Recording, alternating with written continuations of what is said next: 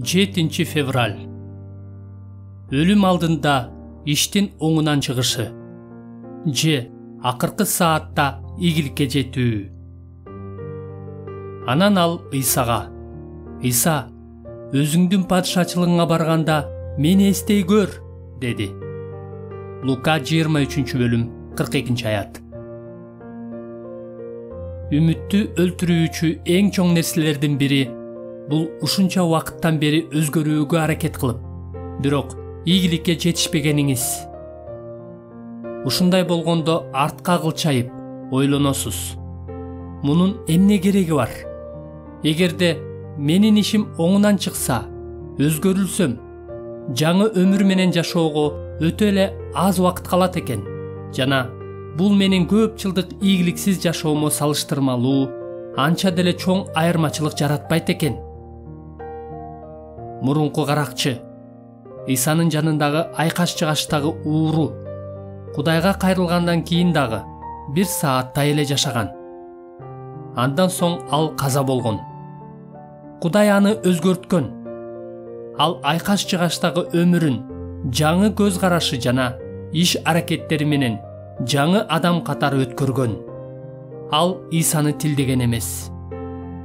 Бирок анын өмүрүнүн 99,99% текке кеткен. Андай болсо, анын акыркы 2 сааттык жаңы жашоосу кандайдыр бир мааниге ээ болгонбу? Чындыгында бул акыркы 2 саат чексиз мааниге ээ болгон.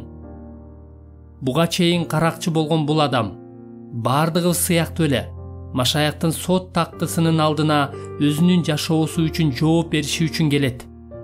Анткени денеде жашап жүргөндө кылган жаман же жакшы иштерибизге жараша тиешебизди алуу үчүн баарыбыз Машаяктын сот тактысынын алдына келишибиз керек.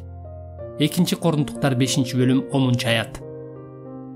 Ошол күнү анын жашап өткөн өмүрү анын жаңыдан төрөлгөнүн жана Машаяк менен бириккенин кандайча күбөлөндүрөт.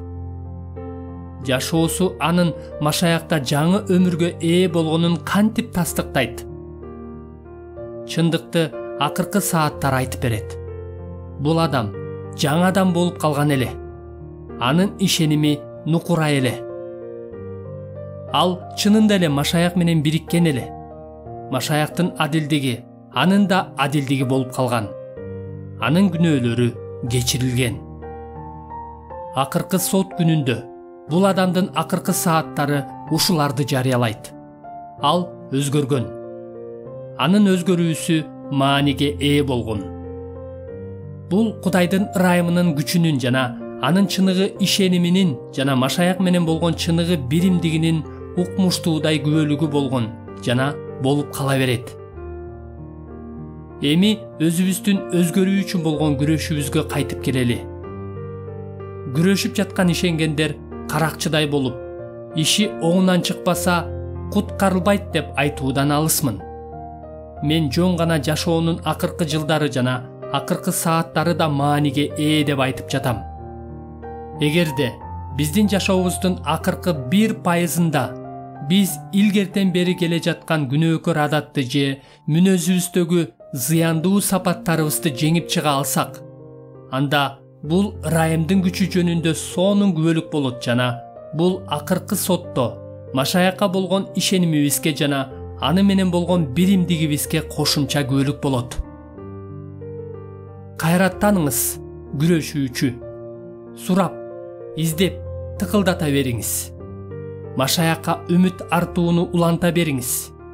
Эгерде Кудай акыркы саатта дээрлик кеч болуп калганда каракчыларды куткарып даңкка ээ болсо, демек анын сиз көптөгөн жылдар бою издеген өзгөрүүнү ушунча убакыттан бери бербей, эми берүүнү чечкенинде кандайдыр бир максаты бар экени анык.